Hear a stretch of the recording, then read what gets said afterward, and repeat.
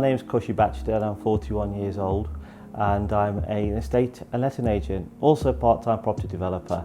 However, as much as I love property, I love cars even more. Well, as kids we weren't allowed to put posters on the walls because it damaged the wallpaper, but my dad bought me something when I was 7 years old. It was always a Ferrari F40, and I still adore this car. It was very iconic when it came out, and it's the car that all the children talked about, and engineering marvel it was.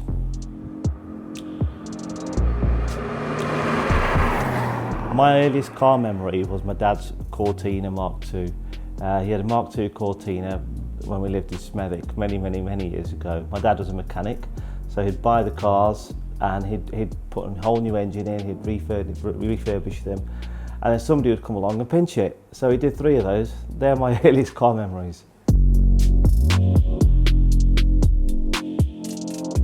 My first car was a Mark II Golf 1.3 CL in black, 3-door, and we bought it as a non-runner, but we took the engine out and rebored it, popped it back in, and away it went.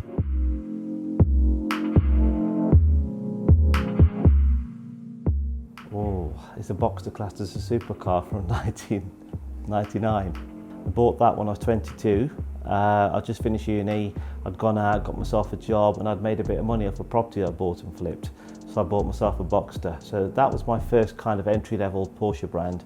And then after that I went on to buy a 996 Carrera 4S cab.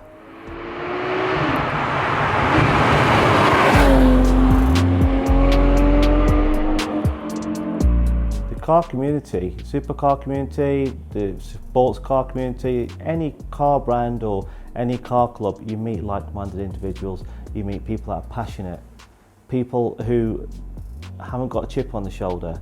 You meet people that can give you advice. It's just a great welcoming community to be within. So what made me choose these 3 cars? Well, it goes in this order. So the first one out of those 3 to arrive in the shed was the 488 Spider. The reason is, I've always said, if I'm going to have a sports car / supercar, it's always got to have the roof down. A year later I had the opportunity to be able to buy another car, so I thought, what else is there out there? And I wanted something that was completely different to the 488. So the 488 is a great cruising car, posing car, whatever you want to call it, and it's great in a straight line. In fact, it's great on a track. Actually, I took it on a track once. But I wanted something that was more track focused. So I had a look, I studied a few different cars and models, and I ended up going for the 991 Gen 2 GT3 RS. And then finally, the 992 cab, that's a daily driver. The reason we needed a 4-wheel drive daily driver was simply the fact that we live in a rural area, and sometimes a bit of mud on the road or a bit of water on the road, and we've got kids to travel with, so it's a safety thing for us. But at the same time, I like the roof down as well, any opportunity. My favourite car out of the collection right now today, it's the 488. That's because the sun's shining. This afternoon I'm going to be going out with the roof down and getting some wind in my hair. However, in about a week and a half's time, when I be at Silverstone, you'll see me with a bigger grin on my face. There's no kind of favouritism for me. They're both completely different cars. They're made for different modes. However, then you look at the 992 as well, which to me, it's just so underrated. The 992 Carrera cab, it's a fantastic car. It does all the things you need it to do. But today's favourite is definitely the 488 Spider.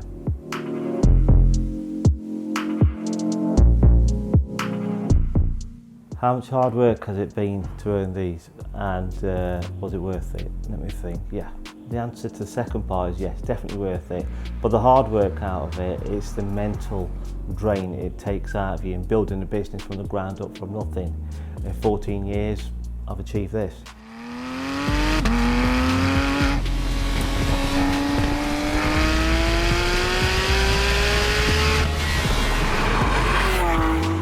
JBR Capital, their financing options, they're very straightforward, they're simple, and they're quick. They're quick to get you an answer.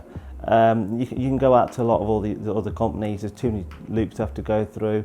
However, JBR, they've dealt with me from day one, they've got all my data, they never ever have to keep coming back for more. They always tick the boxes for me.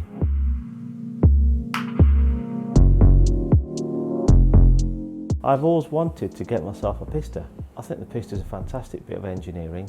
I think if you have the pista in the right colour, to me it'd be yellow, because I believe my next Ferrari is going to have to be yellow.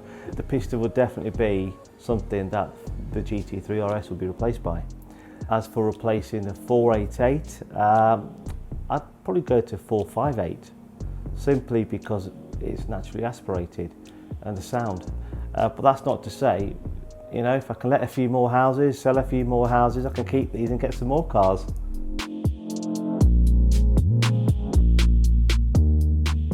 Eight-year-old Kushi saying to 41-year-old Kushi, he'd say, have you borrowed them? Because living on top of a shop in the middle of Horninglow in Burton-on-Trent and sharing a room with your brother, you never think you're going to own these things. You never dream of owning these things.